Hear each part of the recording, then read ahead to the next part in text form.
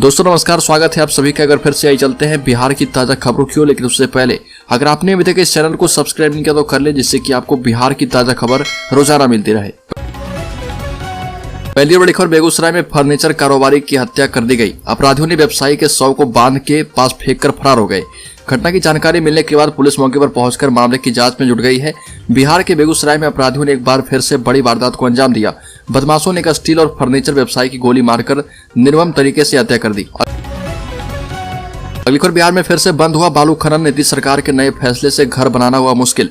बिहार के पटना, भोजपुर, रोहतास, कैमूर, गया एवं औरंगाबाद जिले में विगत 5 दिनों से चालान नहीं कटने की वजह से बालू खनन बंद हो चुका है। इस कारण राज्य मुख्यालय से तकनीकी गड़बड़ी का होना बताया जा रहा। जिले में अचानक बालू खनन बंद होने से बालू के मूल्य में अचानक 10 से 15% का उछाल आ चुका है। हजारों दैनिक मजदूर बेरोजगार हो चुके हैं। बालू बंदी से सीमेंट, छड़ और ट्रक का व्यवसाय भी प्रभावित हुआ है।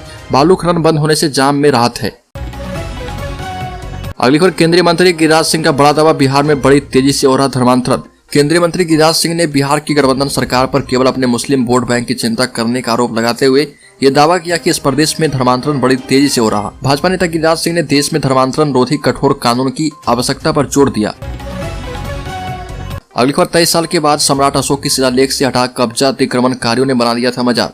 बिहार के सासाराम की चंदन पहाड़ी पर सम्राट अशोक के लघु शिलालेख को अतिक्रमण कर मजार बना लिया गया था। अब आर्कियोलॉजिकल सर्वे ऑफ इंडिया की टीम सासाराम पहुंची और बरसों से ताले में बंद सम्राट अशोक के लघु शिलालेख का ताला खुलवाया। साथ ही उसकी एक चाबी अपने साथ लेकर टीम के अधिकारी वहां से गए हैं। इतिहासकारों का दावा है कि सम्राट अशोक ने बौद्ध धर्म के प्रचार के सिलसिले में सारनाथ जाने के क्रम में सासाराम में वक्त बिताया था।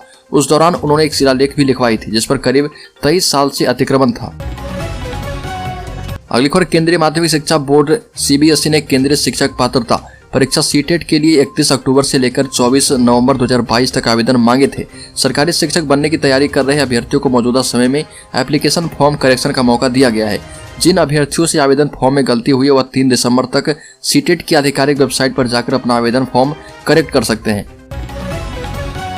अगली खबर, बिहार में प्रदूषण पर लगाम लगाने के लिए बिहार के 25 जिलों में लागू होगा ग्रेडेड एक्शन प्लान। कई चीजों पर लगेगी रोक। बिहार में इस साल वायु प्रदूषण के बिगड़ते हालात को देखते हुए हवा की गुणवत्ता के सुधार के लिए कार्य योजना बनाई गई है। इसे लेकर वायु प्रदूषित करने वालों पर कठोर कार्रवाई करने की भी योजना बनाई गई। तैयार की गई कार्य योजना के मुताबिक 300 से 400 AQI वाले शहरों में ट्रक प्रवेश पर रोक, पार्किंग शुल्क बढ़ाना, डीजल सेट पर रोक तक शामिल है। इसके अलावा प्राप्त आंकड़ों के आधार पर कार्रवाई करने की योजना है। अगली खबर, केंद्र सरकार पर सहयोग नहीं करने का आरोप। बिहार के सियासी दलों ने दी प्रतिक्रियाएं। बिहार के सियासी दलों में केंद्र की खिलाफत के सुर उठ रहे। असल में बीते दिनों डिप्टी सीएम तेजस्वी ने भाजपा और केंद्र सरकार पर असहयोग का आरोप लगाया था। इसके बाद से गठबंधन के कई नेता भाजपा सरकार पर हमलावर हैं। केंद्र सरकार से सहयोग नहीं दिए जाने पर बिहार के सियासी दलों ने प्रतिक्रियाएं दी है। कांग्रेस नेता अर्जुन ने कहा कि गठबंधन की सरकार बनने के बाद केंद्र का असहयोग रवैया और भी देखने को मिल रहा। अगली खबर, 7 नहीं अब 3 महीने में होगी शराबबंदी कानून के तहत जब्त वाहनों की बिहार में नीलामी। शराबबंदी कानून के उल्लंघन में पकड़े गए वाहनों की नीलामी अब 7 महीने नहीं बल्कि 3 ही महीने में होगी। सरकार ने यह मद्य निषेध और उत्पाद कानून में बदलाव किया है। पटना महानगर क्षेत्र प्राधिकार के अध्यक्ष अब सचिव एवं उससे ऊपर के अधिकारी शामिल होंगे। इसके लिए बिहार शहरी आयोजन और विकास रूलबुक के नियम 11 के उपनियम तोड़े गए हैं। अगली खबर, बिहार में गुरुजी की हाजिरी लगाएंगे अभिभावक। प्रमंडलीय आयुक्त ने जारी किया व्हाट्सएप नंबर। अगर कोई शिक्षक बिना अवकाश के विद्यालय से गायब रहेंगे तो अब इस विद्यालय में पढ़ने वाले छात्र के अभिभावक शिक्षक की शिकायत दर्ज कराएंगे। अभिभावकों की शिकायत पर संज्ञान लिया जाएगा। शिक्षा विभाग के अधिकारी मामले की जांच करेंगे। शिकायत सही पाए जाने पर संबंधित शिक्षक पर कार्रवाई भी की जाएगी। अगली खबर, बिहटा की 2 स्टील फैक्ट्रियों में इनकम टैक्स की छापेमारी से हड़कंप। आयकर चोरी मामले में हुई रेड। राजधानी पटना में इनकम टैक्स की टीम ने एक बार फिर से बड़ी कार्रवाई की है। पटना के 2 स्टील फैक्ट्री में ताबड़तोड़ छापेमारी से हड़कंप मचा हुआ है। संपत्ति छिपाने और सरकारी राजस्व की चोरी के आरोप में यह कार्रवाई की गई है। इस दौरान कंपनियों के सभी दफ्तरों को सील कर दिए जाने की जानकारी सामने आई है। अगली खबर, फर्जी डॉक्टरों पर कार्रवाई नहीं करने के लिए सुप्रीम कोर्ट ने बिहार सरकार को फटकारा। सुप्रीम कोर्ट ने पटना हाईकोर्ट में बिहार में फर्जी फार्मासिस्ट और फर्जी डॉक्टरों के खिलाफ कार्रवाई करने की मांग वाली अर्जी पर दोबारा सुनवाई करने के लिए कहा। सुप्रीम कोर्ट ने बिहार में काम कर रहे फर्जी फार्मासिस्ट के खिलाफ कार्रवाई के आग्रह के साथ पटना हाईकोर्ट के आदेश के खिलाफ दायर फार्मासिस्ट मुकेश कुमार की अपील पर अपना फैसला सुनाया। अगली खबर, संजय जायसवाल ने बिहार निर्वाचन आयोग पर लगाए बड़े आरोप। बताए सरकारी बाबुओं का दफ्तर। बीजेपी प्रदेश अध्यक्ष संजय जायसवाल ने बिहार निर्वाचन आयोग पर बड़ा आरोप लगाया। संजय जायसवाल ने सोशल मीडिया पर पोस्ट लिखते हुए कहा कि बिहार निर्वाचन आयोग ने अपनी गरिमा को समाप्त कर सरकारी बाबुओं का दफ्तर बना लिया है। अगर किसी सांसद अथवा विधायक को नगर में 6 महीने पुरानी सड़क का उद्घाटन करना है तो जिलाधिकारी हमें नियम समझाते हैं कि बिहार के शहरों में आदर्श आचार संहिता लागू है और इसलिए कोई कार्य आप नहीं कर सकते, लेकिन वही मुख्यमंत्री तरह तरह की योजनाएं लाकर उसका उद्घाटन करते हैं। अगली खबर, बिहार के 8000 शिक्षकों की नौकरी पर खतरा। मधुबनी, गोपालगंज, अररिया, नवादा, नालंदा की लिस्ट में सबसे अधिक लंबी है। बिहार में नियोजित शिक्षकों की योग्यता को लेकर अक्सर सवाल उठता है। खासकर नियोजन प्रक्रिया के शुरुआती दौर में बहाल किए गए शिक्षकों के ज्ञान के स्तर पर सवाल खड़े करने वाले तमाम वीडियो सामने आते रहते हैं।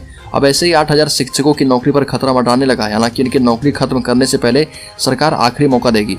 आगामी शिक्षक दक्षता परीक्षा में 8000 शिक्षकों को आखिर बार मौका मिलेगा और इसमें जो शिक्षक पास नहीं करेंगे उन्हें न्यायालय के आदेश पर सेवा से हटाया जाएगा। अगली खबर, 26 दिसंबर से बालू खनन होगा बंद। निर्माण से जुड़े विभागों को अलर्ट जारी।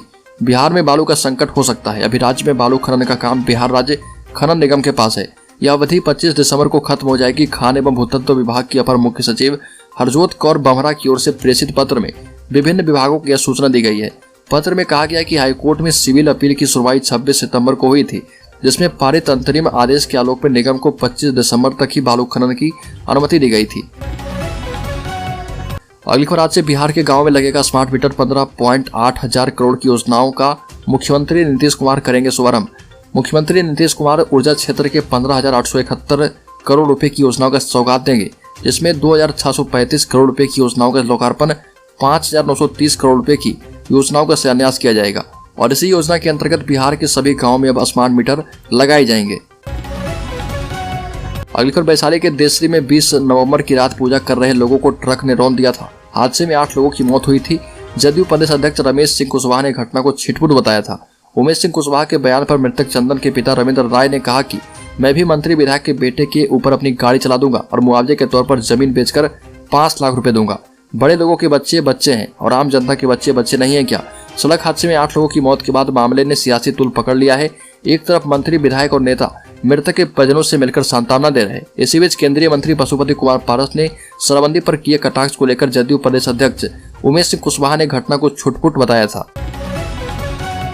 अगली खबर, भोजपुर में नवविवाहिता की संदिग्ध मौत। भोजपुर में चरपोखरी थाना क्षेत्र के मदरिया गांव में देर शाम एक नवविवाहित की उसके ससुराल में संदिग्ध मौत हो गई। मायके वालों ने दहेज के लिए गला दबाकर ससुराल वालों पर हत्या करने का आरोप लगाया है।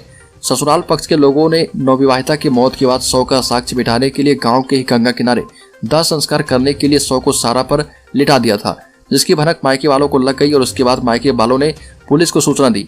हालांकि ससुराल वालों का कहना है कि उसकी बहू ने आत्महत्या कर लिया है। अगली खबर, नगर निकाय आदर्श आचार संहिता पर सियासी घमासान। बिहार में नगर निकाय चुनाव भले स्थगित हो गया हो, लेकिन आदर्श आचार संहिता लागू है। ऐसे में भाजपा ने एक बार फिर से इस सवाल को उठाया है कि जब पूरे प्रदेश में नगर निकाय चुनाव को लेकर आदर्श आचार संहिता लागू है, तो फिर मुख्यमंत्री लोगों के बीच में नियुक्ति पत्र और सभा करके नई नई योजनाओं का उद्घाटन क्यों कर रहे? क्या मुख्यमंत्री के इशारे पर राज्य चुनाव आयोग काम नहीं कर रहा? इनके इस आरोप के बाद जेडीयू ने भी पलटवार किया। जेडीयू ने कहा कि भाजपा से ज्यादा कोई संवैधानिक संस्थाओं का दुरुपयोग नहीं कर सकता। अक्सर भाजपा विपक्षी पार्टियों को डेमोरलाइज करने के लिए ऐसी संस्थाओं का दुरुपयोग करती है। अगली खबर, लालू प्रसाद और तेजस्वी यादव की पार्टी आरजेडी के प्रदेश अध्यक्ष जगदानंद सिंह 2 अक्टूबर के बाद पार्टी ऑफिस आए। उप मुख्यमंत्री तेजस्वी यादव उन्हें अपनी कार में साथ लेकर आए। इससे ठीक एक दिन पहले तेजस्वी यादव ने एक पोस्ट सोशल मीडिया पर किया था, जिसमें लिखा था कि बीज अंकुरित होने के लिए भूमिगत तरह अंधेरे में खामोश रहना पड़ता है ताकि वो अपने कठोर आवरण को तोड़कर अंकुरित हो सके। यह लिखने के दूसरे दिन जगदानंद के आरजेडी ऑफिस आने को तेजस्वी के इस पोस्ट से जोड़कर देखा जा रहा।